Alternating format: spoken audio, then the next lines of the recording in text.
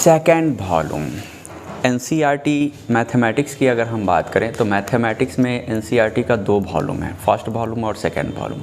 तो second volume हम start करने जा रहे हैं। सेकेंड वॉल्यूम की अगर हम बात करें तो सेकेंड वॉल्यूम से आप लोग को बोर्ड एग्ज़ाम में लगभग 60 मार्क्स का क्वेश्चन रहता है। 60 मार्क्स। आप ऐसा नहीं समझिएगा कि फर्स्ट वॉल्यूम सेकेंड वॉल्यूम है तो 50-50 मार्क्स इक्वल देगा, नहीं।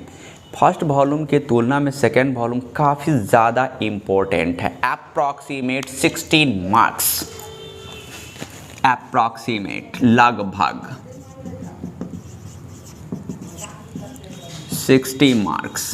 चलिए अब इस 60 मार्क्स में ध्यान दीजिए आपको पढ़ना क्या है। तो पहले जो टॉपिक पढ़ना है, किस टॉपिक से कितना नंबर का क्वेश्चन एराइज किया जाता है, कौन कौन सा क्वेश्चन होगा, मतलब किस टाइप का क्वेश्चन होगा, सब्जेक्टिव ऑब्जेक्टिव, सब्जेक्टिव में लॉन्ग या शॉर्ट, इसके बारे में थोड़ा सा हम डिस्कस कर लें।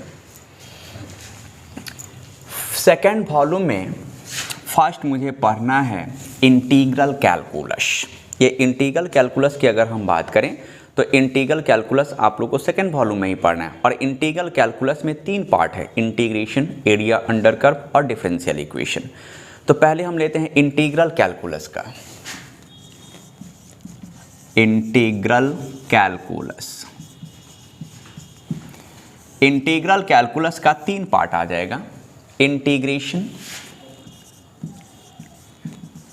इंटीग्रेशन। इंटीग्रेशन में 2 पार्ट, एक डिफिनिट इंटीग्रेशन और indefinite integration. Indefinite integration, indefinite integration और दूसरा definite integration, definite integration. Integration का 2 पार्ट, इनडिफिनिट इंटीग्रेशन और डिफिनिट इंटीग्रेशन। इंटीग्रेशन के बाद आते हैं area under curve, area under curve, जिसको हम यह भी कह सकते हैं या applied mathematics, sorry application of integral, sorry application of integral,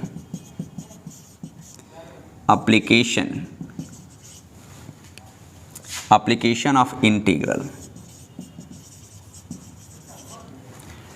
again आ जाइए डिफरेंशियल इक्वेशन,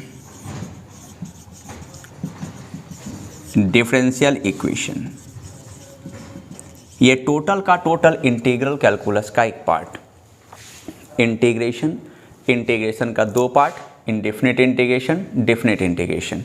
यहाँ से एरिया अंडर कर्व और यहाँ एरिया अंडर कर्व को एप्लीकेशन, एप्लीकेशन ऑफ इंटीग्रल भी कह सकते हैं या एप्लीकेशन ऑफ इंटीग्रेशन कह सकते हैं।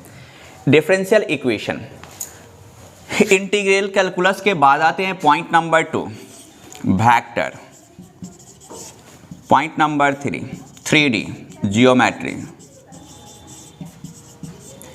Point number 4 LPP linear programming problem, linear programming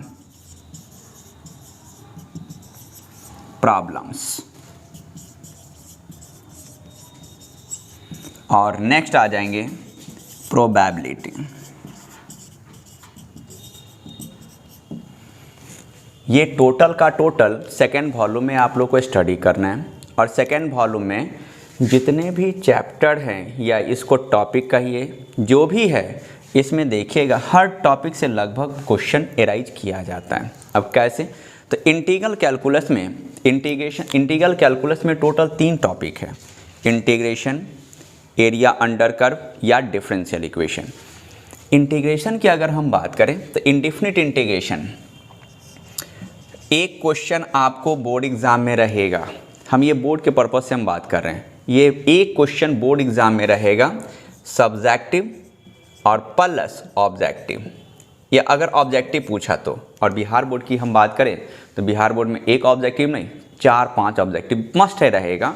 और एक सब्जेक्टिव रहेगा, सब्जेक्टिव में लॉन्ग रहेगा और शॉर्ट रहेगा, दोनों रह सकता है। अगर बाई चांस लॉन्ग नहीं दिया तो शॉर्ट डिफिनिट है कि देगा, और मैक्सिमम चांस है कि लॉन्ग पूछेगा ही। और शॉर्ट में भी आपको, लॉन्ग में अगर पूछा तो शॉर्ट में भी एक क्वेश्चन डिफिनिट है कि आपको देगा। डिफिनिट इंटीग्रेशन से एक क्वेश्चन रखें सब्जेक्टिव और प्लस ऑब्जेक्टिव, एक क्वेश्चन रखिए। सब्जेक्टिव में देखिए हम गारंटी नहीं कह सकते हैं कि सब्जेक्टिव में एवरी ईयर पूछेगा ही, ऐसा कोई ज़रूरी नहीं, लेकिन ऑब्जेक्टिव डिफिनिट है कि रहेगा। अगर सब्जेक्टिव में इंडेफिनिट इंटीग्रेशन से लॉन्ग डाल दिया तो आपको डिफिनिट नहीं देगा, अगर डिफिनिट से लॉन्ग डाल दिया तो इंडेफिनिट नहीं देगा। कभी कभी क्या करता है कि एरिया अंडर कर्व और डिफिनिट इंटीग्रेशन दोनों मिलाकर के एक क्वेश्चन पूछा जाता है, ये बोर्ड एग्जाम की बात कर रहे हैं। तो डिफिनिट इंटीग्रेशन से भी क्वेश्चन डाल सकता है, कभी कभी आपको एरिया अंडर कर्व से भी एक क्वेश्चन डाल देता है। एक क्वेश्चन आप सब्जेक्टिव रख लीजिए, सब्जेक्टिव क्वेश्चन हमें रखते हैं, या एप्लीकेशन ऑफ इंटीग्रल जिसको कहते हैं। डिफरेंशियल इक्वेशन से गौर कीजिएगा, ये डिफरेंशियल इक्वेशन से एक क्वेश्चन आपको लॉन्ग रखने जा रहा है और 2 से 3 क्वेश्चन आपको ऑब्जेक्टिव रखने जा रहा है। ये डिफरेंशियल इक्वेशन एक क्वेश्चन सब्जेक्टिव और प्लस ऑब्जेक्टिव, हम ऑब्जेक्टिव सब्जेक्टिव की बात करें दोनों, एक लॉन्ग पूछेगा, 2 से 3 क्वेश्चन आपको ऑब्जेक्टिव रहने जा रहा है। तो फाइनली डिफरेंशियल इक्वेशन का जो टर्म दिखाई दे रहा है, इससे minimum 8 marks maximum 10 marks question रहता है बोर्ड एग्जाम में। वेक्टर 3D से, वेक्टर से एक क्वेश्चन आपको सब्जेक्टिव रहने जा रहा है और प्लस ऑब्जेक्टिव भी पूछा जाता है, ऑब्जेक्टिव तो भर देता है, 4-5 क्वेश्चन आपको देखिएगा दिखाई देगा। 3D ज्योमेट्री से भी एक क्वेश्चन सब्जेक्टिव भी ऑब्जेक्टिव भी। लीनियर प्रोग्रामिंग से एक क्वेश्चन आपको सब्जेक्टिव रहने जा रहा है, सब्जेक्टिव लॉन्ग पूछेगा। और प्रोबेबिलिटी से भी एक क्वेश्चन आप सब्जेक्टिव रखें और प्लस ऑब्जेक्टिव रखें। ऑब्जेक्टिव तो प्रोबेबिलिटी से 3-4 आपको पूछने जा रहा है और एक आपको लॉन्ग में प्रोबेबिलिटी रहेगा।